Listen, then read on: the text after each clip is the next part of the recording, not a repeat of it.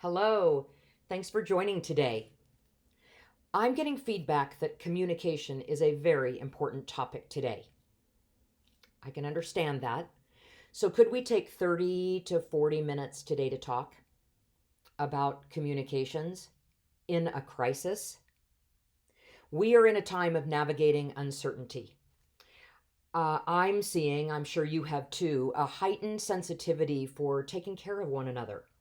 There seems, from the street where I live to hearing on the news, an air of solidarity and a sense of community through an uncertain time. I got to thinking about that. Isn't that what association is all about? Looking out for one another, a sense of community, especially now. On one hand, we know what happens to uncertainty when communication is inconsistent. It's the opposite of feeling solidarity. Uncertainty grows along with fear and anxiety and even feelings of frustration. Then layer on isolation and the end of the routine as we're all used to, and anticipating what happens when, the work stops. We now have the definition of what I like to call the worried soul. On the other hand, I observe my own neighborhood, the sense of community and solidarity that shows simply by people talking to each other and gathering together at safe distances, of course, but still being together. So I sat here in my chair at my desk over the weekend saying to myself, what can I do? I contemplated the best and highest use of my time. Should I watch the news? Should I pitch in to serve a meal? Should I FaceTime with friends around the country, around the world? FaceTime with my kids? And then I thought about my village, this community of association executives, how hard you must be working to decide the best use of your time, what information to convey, what's most important, what is the priority, what relevant updates you must need to work through, all the information you must need to work through, and what audibles you need to take, and what do you and don't you have control over. I don't know, that's just a lot to think about.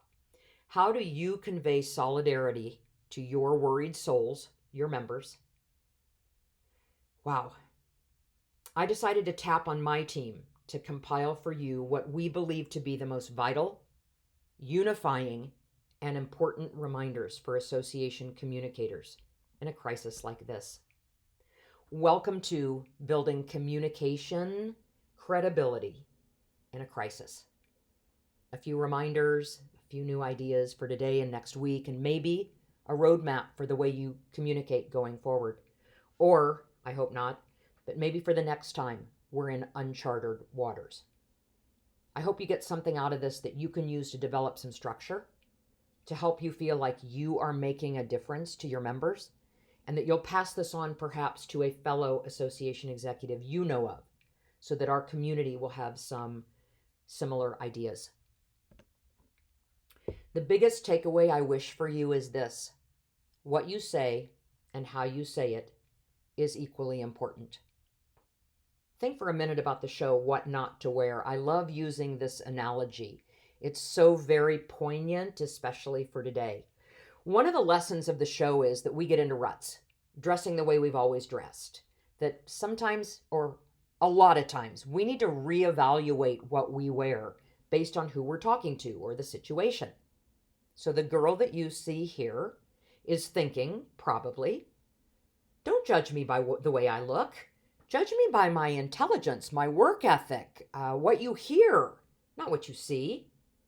And later on in the show, here comes the reveal that looks like this.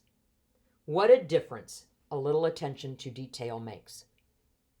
We do the same thing in our writing that we don't even realize or think about, like substituting a letter from the president for a news article so that he or she could get their FaceTime in front of members. Sending out the latest breaking news, but neglecting to articulate how the members should do things differently. Or repeating breaking news exactly the same way from a different source. This is the best time ever to think about our writing style for this situation, communicating in a crisis. We sometimes forget, so don't forget, that people judge our association by the words we write, what we say, and how often we send things to them. Today, you have a chance to do a what not to wear for your association's communications. I asked you earlier to please go and get a recent communication that you or someone in your office sent to members with any announcement about the coronavirus. I hope you have it in front of you now. You will get the most out of this if you look at your own material as we talk through these next 6 ideas. Here's what we're going to cover in the next about 30 minutes. This is Crisis Communications 101. Just focus on that for today. Your communications will be the difference in how your members see your association. Oh, and by the way, if you want a copy of all this, you don't need to be taking notes verbatim. I'll be glad to send you a copy, or you can go get your own copy. Okay, I don't want to suggest that you do all of these 6 new things. I want you to use a lot of what you have. So while I'm reviewing 6 reminders, they all begin by wrapping your arms around the purpose of your organization and the purpose of your position. So let's all take a deep breath together. And let's start by thinking about those members who are feeling helpless and fearful and worried, and how one or more of these ideas can help you do what you do even better. Maybe you're an expert at 1 or 2 or 3 or all of these things, but they're all interconnected. There's no right or wrong order to this list. They all fit together to deliver genuine, thought-out communications that members can absorb and that they are thirsty to hear from you. So let's get started. Number 1, first and foremost, show empathy and care. At some point in all this mess, we might tip the scale into thinking that our association or our president or the things that we're going through gets more emphasis than it should. Your president may think that he or she needs to say something or do something or record something to get in front of members. I encourage you to help them and help your staff to keep the focus on your members, what they need, and how they're doing, how they're feeling, the questions they have, their worries that you can impact and answer. So here's an example of an association president that started out an e-newsletter. Commendations, compliments to Pennsylvania Realtors. This is where it came from. It reads like this. In the past few days have been extremely trying and chaotic for so many of us. Trying to help our clients through a pandemic is probably one of the greatest challenges we'll ever face. I wanted to let you know how incredibly hard your association is working on your behalf and how we're continuing to advocate for home ownership. The leadership team, staff, local associations, they are working hard. ... You can see the rest of it. Almost intuitively, this association president thought through the concepts of focus before you write, and in his own mind, her own mind, answered these 4 questions. It's not just about getting information out. If you will answer these 4 questions, you will keep a keen sense of them, a focus on your member. So you'll be sure to relay a complete, thought-out communications piece. The 4 questions. What's the goal? What do you want to get out of deploying this through whatever channel you're going to deploy it? Who's the audience? What is their appetite? What is their tolerance for the amount of information they can accomplish, that they can comprehend? For the length of time they will watch a video, whatever it might be. Who is the member that you're going to have in your head as you write or begin to create these communications? What's in it for them? Once they hear it, what are they going to take out of it that helps them feel like you are looking out for them? And then finally, and very important, what do you want them to do next? You got to do it for them, especially in a time like this. Okay? That's all there is to it. Show care, show concern, and think before you write. Next, crisis communications is an extension of a standard communications plan. Your current plan is an excellent starting point. Your plan doesn't have to be complicated or overwhelming. We've all seen in real life the consequences of failing to plan. In this case, your communications plan is just a starting point to make sure your focus is on them and not you, and that you plan for information that keeps them in your mind during this crazy, rushed, and scattered and inconsistent environment. Yes, this is a real life communications plan. It's built over time. It doesn't start out like this. It starts out with just like the items down the left side or just headers across the top. And then you build on it over time. But what it does is keep you focused on what you talk about and following up on what you talk about, and helps you think through the information that you source and prioritize and structure the topics that you deliver to them. And even though right now you're in this change by the minute mode, if you have a plan, you are already ahead. If you don't have one, creating one now will keep you focused. Yours will scale up if you're a larger organization, and maybe scale down if you're a smaller organization with a simpler plan. In either scenario, when you can see what you deliver and all the all the channels that you use to communicate all in one place, you'll be better organized to make decisions and even pull audibles about which channels and tools you'll use to reach your members in a crisis. It is fine to modify an existing plan for today's crisis, but don't throw it away. I happen to know that many of you went through some pain to establish your rules and your audiences and your goals, and that doesn't change. Let the rules give you a foundation for planning during this crazy, unsettling time. For example, members get used to seeing your mail once a week and your social posts 3 times a week. What you say might be different, but it will help them if you keep these methods and frequencies as consistent as you can. Now, that said, a couple of warnings. If you look at your goals and your audiences, you won't just report the news to report the news.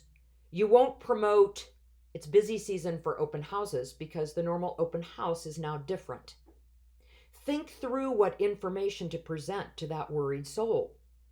Instead of just sending out a piece of information, tell them how their standard activities and what they've done the same way all the time for years is going to be different today.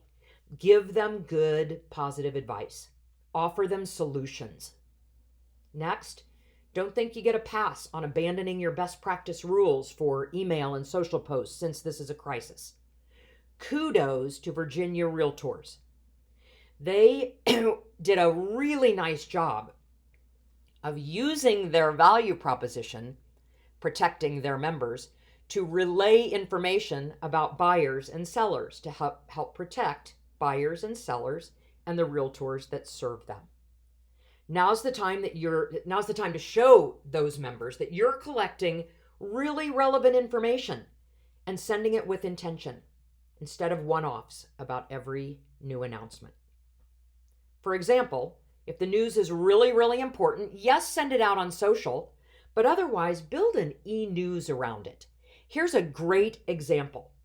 I'm going to suggest this is a great communication, but I'm going to suggest you stop doing this, and that is take an email that was sent the very same day by a different industry association and repeating the article verbatim. You have so many ways to add value to this article. Summarize the key points and link it to this larger article so that they can scan first. Make it local. Take 1 or 2 or 3 of these bullets and articulate how it impacts your local area. Or take one of these news items and explain it in layman's terms. By the way, I read this article the other day, and there are a couple things I frankly don't understand. For example, there's this area down at the bottom called Quality Opportunity Funds. Maybe take one element of this very long and very full article and explain what that means in case your members aren't familiar. This is your chance to keep your conversation going and not just relay the news. Remember that your members still want to scan to find what interests them. What I do love about this communication from NAR is that Bob and his team did a really nice job explaining the benefits of all of these relief items to the member in one place. In other words, what the policy and the initiative will do to help the member. We'll review that in a little bit more detail in a few minutes. It is a new world with information coming from all directions. How will you manage it so that you don't take the easy way out and forward each piece of mail as it comes in? Meet up and make some decisions ahead of time.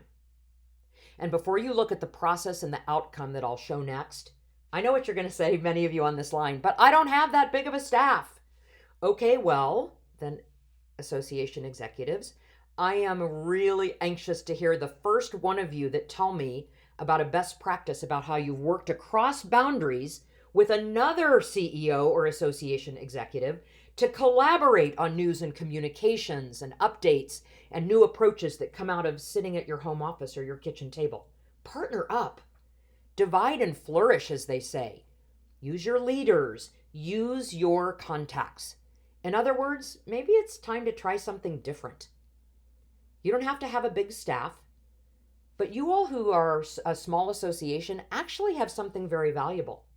In a smaller membership, fielding your members' calls gets you closer to their worries, so you know how to best provide the right information to overcome them. That said, here is a team effort that started with a formal sit-down about how to use a plan and adjust it for a crisis. It's a plan with the member right there in the middle in the yellow. A team providing inputs, and then the work happens. After the work is done, the information is purposely thought out. It goes without saying you have a lot of information to sort through wherever you are, small or large association. You have to decide what members need most. Let's say it again, it takes a team. Perhaps a few of your really savvy members if you don't have the staff to keep up. There is no easy answer to this dilemma. What do they need to get? What's most important? You're the best one to figure that out, and once you do, you can stop thinking that every piece of news is equally important. No matter who you are, as you look at this picture, understand that whatever approach you take, the goal is the same. To gather as much information as you can and think through your goals so that you can seek out the questions and then provide purposeful updates and clear up any confusion. In this situation, it's a daily virtual meeting between the GAD, the education, and the legal departments, talking to the CEO to discuss, to source information, to talk about updates, to determine the specific information they're looking for from government, from industry, from the real estate commission. You'll see leadership there in that chart. They make any they make any policy decisions. And then the information makes its way to the communications department for dissemination using their communications plan. I know you all are working a situation similar to this one, but it kind of helps you understand the process that can make for regular, ongoing a system to make sure communications is consistent. I give my highest respect to all of you CEOs, and this one especially, Mike McGee from Pennsylvania Realtors, for sharing your approach with us. This is their process, and it's how they think through what their member most needs to see. And here is how the communication looks every single time it goes out to members. It's equal parts clear, member-focused, with very current and up-to-date information. Needless to say, it is simple and well laid out with plenty of white space. You know how I love and support white space. You do not wing it and deploy communications that look like this. Whose role will it be to pull all these updates together? This takes some major coordination. Will it be you? Will it be someone else? Will it be a team of staff and or volunteers and or other industry people? Whatever you decide, a plan that may not be perfect is better than no plan. This is the way to show a member you are on it and in it for them. In addition, beyond email, This is how they pique their members' interest to come and get answers to the most frequently asked questions. It's safe to say that members are much more reassured when you show them you have a plan. And by the way, something that comes out looking like this, looking so effortless, is just an example of how much work goes on behind the scenes. Don't you agree? Knowing who does what also includes who is your association spokesperson and what's the process when a call comes in from the media. Of course, no one's in the office, so talk through this in advance and how your process is going to work. Next, if someone makes a decision to cancel classes or suspend an association activity or whatever the change may be, take responsibility for it. I recommend that you not call it a, quote, leadership decision. Don't be afraid to say it's your decision if it is, instead of being vague about it. If all of you moved home, instead of announcing that you now have a virtual office, focus on the actions that make your staff ready to take calls as usual. And then, of course, do what you say you'll do. In a conversation with a CEO last week, I learned that all of their phone extensions are directed to the appropriate staff person, and it is business as usual. And Diane tells me that members are absolutely calling. I wish the same for you. Key messages are vital to help your members.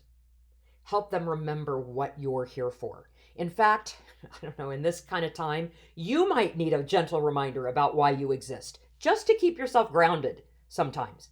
I've talked to you in the middle of 12 Zoom calls during the day. Sometimes you just need to be focused during distractions. Many of you have what we call a value proposition, a message that conveys to members what promise you make them anytime, and especially in a crisis. I'm going to be specific. I'm going to show some real life examples because this is when you get to live the value that you promise.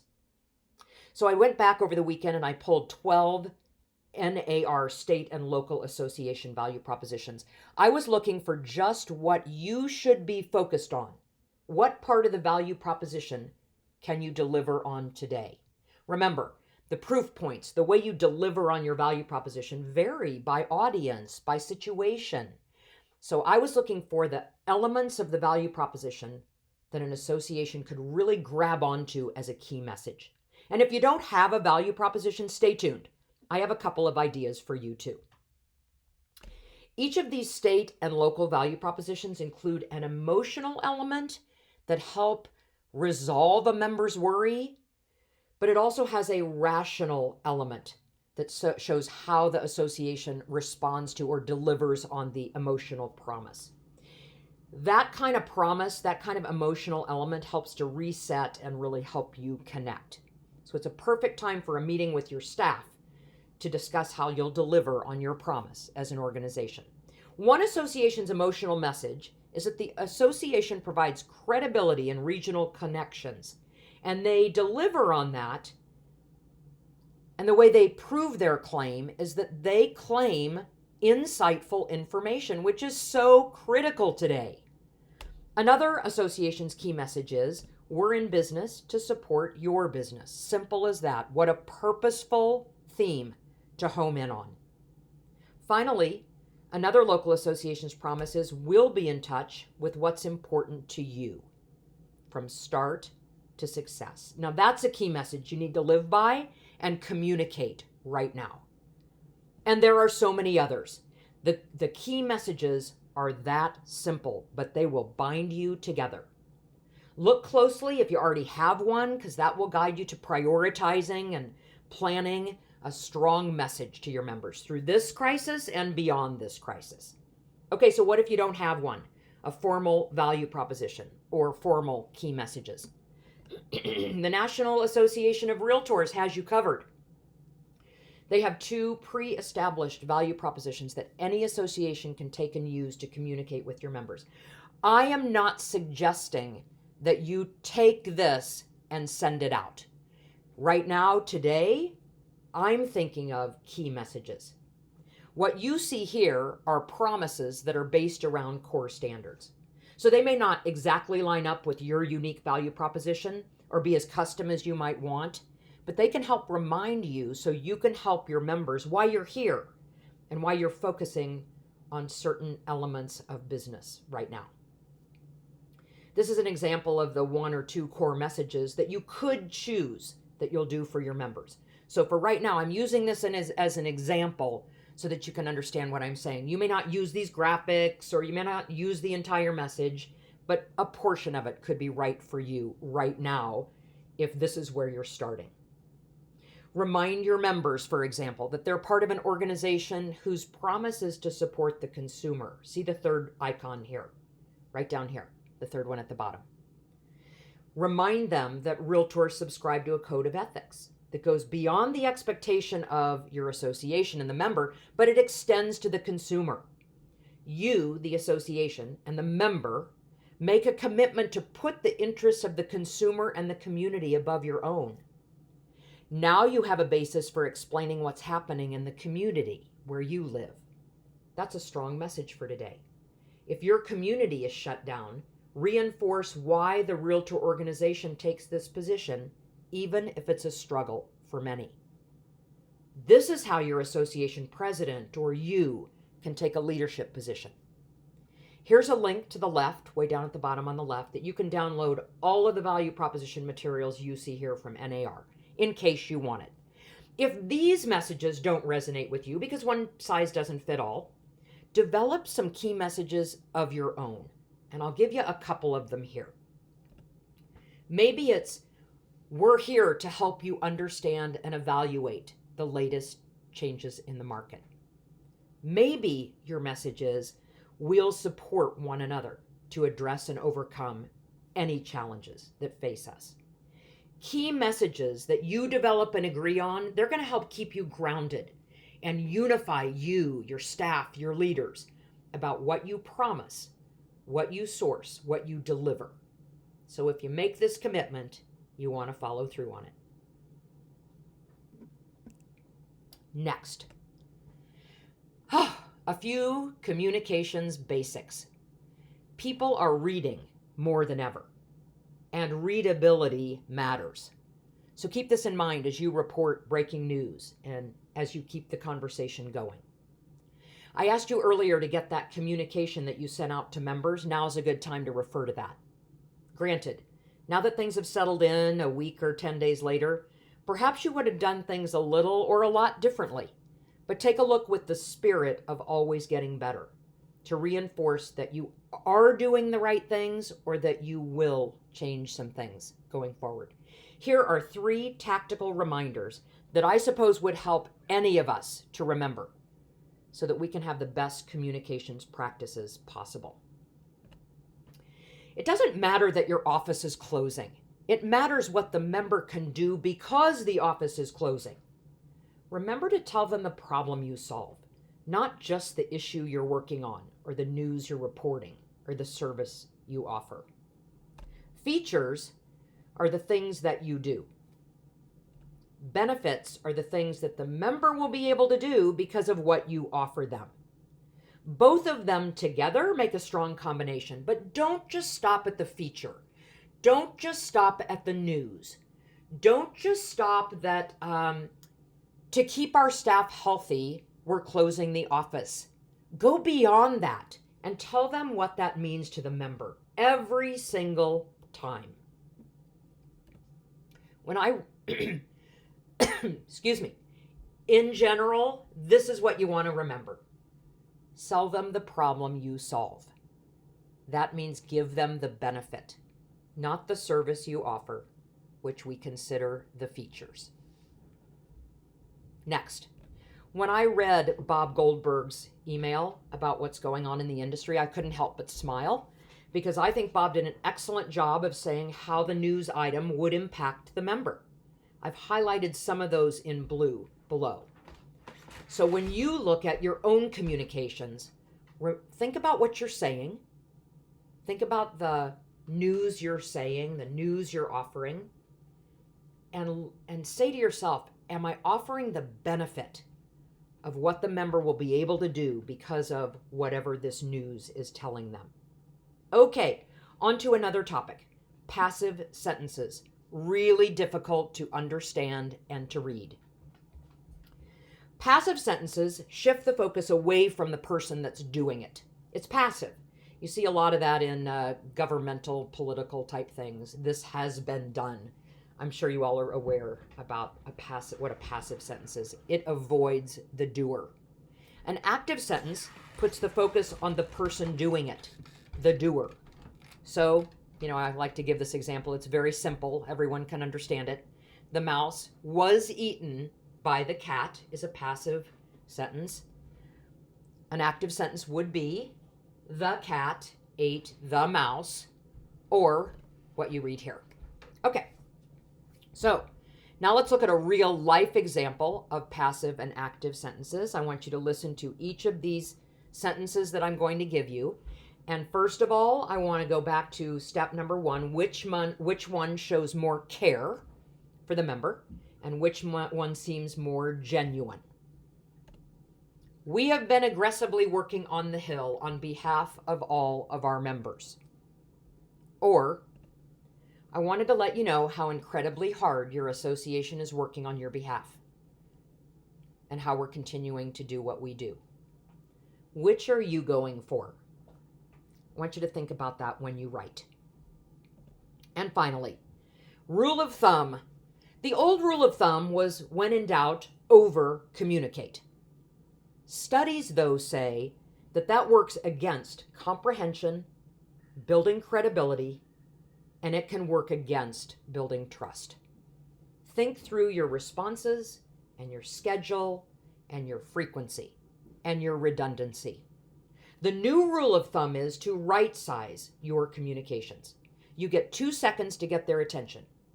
Work together as a team to develop manageable, clear communications that's full of the right stuff to keep the member coming back for more because you know them that well. Okay, I know how hard each of you are working to do the right things every day for the people that you serve. I hope that these 6 takeaways will help you shine the light on the communications principles that not only help you run your business every day, but will keep you agile in a crisis. What's the next step? I just want to leave with you, I think there's one most important next step. If you didn't have a communications plan before, start working on one. And that includes figuring out why your association matters. The biggest part of a communications plan is your key messages, your value proposition. That way, you'll deliver an organized, hyper-focused deliverable to your member, an approach that your association will use to build credibility and build rapport. We have in our world a logistical crisis and a biological crisis. Even some could say we have a communications crisis right now. It's far-reaching, and it could last beyond, the daily number changes we see and the challenges of every day. We're being tested every day. You're being tested every day. Fortunately, you and I have the ability to share information and ideas. Thank goodness technology is working for us today. It's teaching us that being home is good, being isolated isn't our choice, but it might help us to think without distraction. Let's use this time to think about how we present our case to our members going forward and how important are excellent communications at a time like this. You're smart, you're level-headed. This might be the time when we make sure we show care for each other, for our members, to communicate solidarity and show that sense of community. And don't leave yet, just a couple of last thoughts. You can go get a one-pager from today's presentation on Pinterest. Just search for Insight Marketing, the Communications Board, and then search for Credible Communications in a Crisis. If you want this presentation to share with someone at your place, you can have it. Just go to this link down at the bottom. Thank you for spending time with me today to think about your communications. And finally, maybe one final thought. When it comes to music, they say that the greats don't have to think about the music. They're all about connecting with the audience.